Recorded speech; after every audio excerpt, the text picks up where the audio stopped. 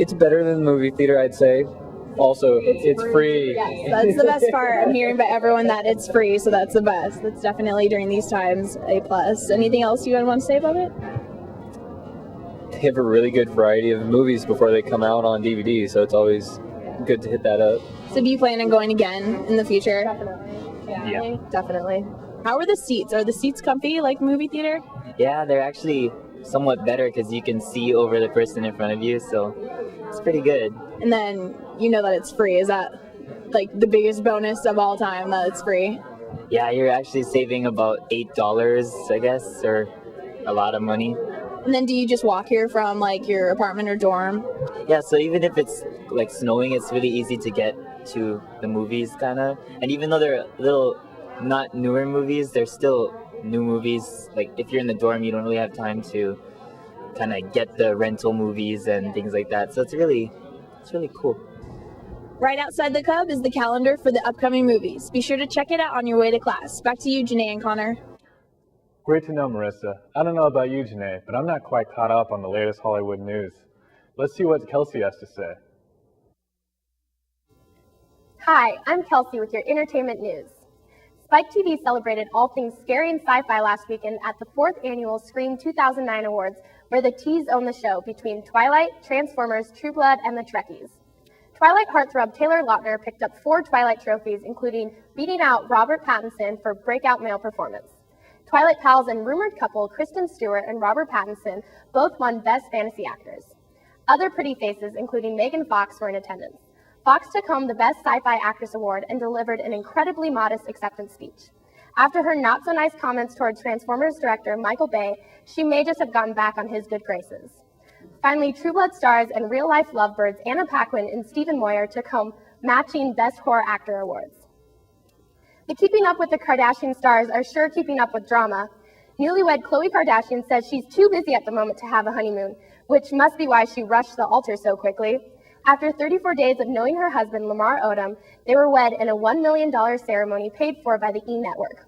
Rumors are swirling around that a prenup may be in the works, as Lamar recently signed a $33 million contract with the Lakers, while Khloe has blown through her $2 million trust fund left by her late father and is estimated to be only worth $1 million.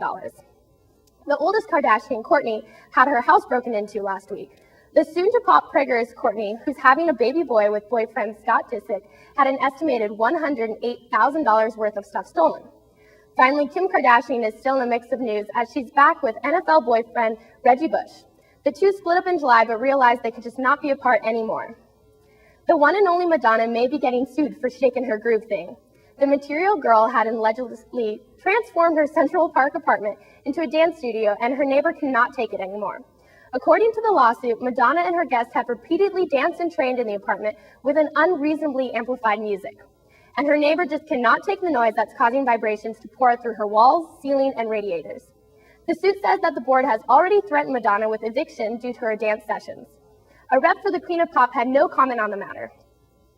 Finally, since this is always on the movie, I thought I'd bring to you the latest on movie makings. Maurice Sendak childhood classic Where the Wild Things Are, directed by Spike Jonze, was first place in the box office with a $32.5 million debut. Though Wild Things did better than projected by some, critics say it's unseen if it will earn enough for a film that cost a supposedly $80 to $100 million. Behind Wild Things was Law Abiding Citizens making $21.3 million and Paranormal Activity having their best weekend yet with a third place and raking in $20.2 million. Finally, the horror remake The Stepfather came in at fifth place with $12.3 million debut. Now back to you, Janae and Connor. We're going to take a quick popcorn break, but when we come back, we're going to help you decide what's DVD to rent this week. Welcome back to Always on the Movie. Let's see what new DVDs are a must-see. Take it away, Eric. Hi, Eric here. First, I would like you all to give a big round of applause to me. Thank you. I have reviewed for you Will Ferrell's latest atrocity, Land of the Lost. It is 101 minutes of my life that I will never get back. I have killed less brain cells on a weekend bender than I did watching this poor excuse of a movie. It's supposed to be a comedy, but while watching comedies, I tend to laugh. This movie isn't funny at all, not even a little, or a smidge. It's stupid, dumb, and pointless. It isn't often that I go into a movie having zero expectations and coming out thinking it's worse than I could have imagined. In the movie, Dr. Marshall, played by Farrell, is a scientist that is discredited because of his theory on traveling to a universe where present and future exist as one. Stay with me here. Dr. Marshall, his research assistant, played by Anne Friel, and redneck survivalist, Danny McBride, are transported to another world which inevitably proves his theory. To get back to their own world, they must find the device that transported them, which was lost through the wormhole. While trying to find the device, they befriend an early hominid who they can somehow communicate with, are attacked by an intelligent T-Rex, and must save their own world from being invaded by aliens. Ridiculous. After watching this film, one question came to mind. Why? Will Ferrell, please stop trying to force funny. And also, give me my money back. For you unfortunate souls who, like me, have seen this horrible movie, I feel for you. And everyone else, I sacrifice my intelligence for you. So the least you can do for me is listen. Do not see Land of the Lost, for the love of all that is good and full of alcohol. This is the worst film I've seen all year. Hey, Brady Bonzer here, ready to talk to you about another DVD release. This week, I'll be taking a look at Michael Bay's Transformers 2, Revenge of the Fallen. Shia LaBeouf, Megan Fox, John Turturro, Josh Duhamel, and Tyrese Gibson all return for the film. The only members of the first film's cast who are not returning are Anthony Anderson and John Boyd. Once again, we step into a world of giant good robots fighting giant bad robots. While Sam Witwicky, played by LaBeouf, tries to save the world. Like the first movie, Megan Fox's character takes the role of eye candy, running in slow motion everywhere.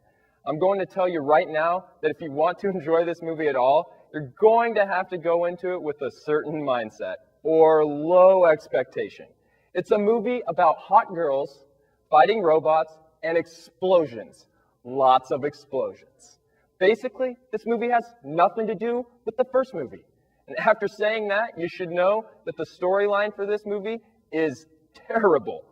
I also have to admit that the movie was too long for me. It could have been fine without a few unneeded scenes, such as Sam's parents' experience with taking him to college. Another thing that I didn't care for was the brain freakouts that Sam had after touching a shard of the Allspark cube. I thought there were good things about the movie as well. There are twice as many robot fight sequences that take you on a journey around the world. If you like the first one, chances are you'll like this one. It has a little bit more of everything. Everything you liked from the first movie. More comedy, more Transformers, more action, and more babes. And if you check this DVD out, you'll get to go behind the scenes and see all sorts of cool extras, including the making of some of the new robots, as well as on-set shoots. The special features also take a look at the past 25 years of the Transformers franchise, analyzing both the cartoons and the toys.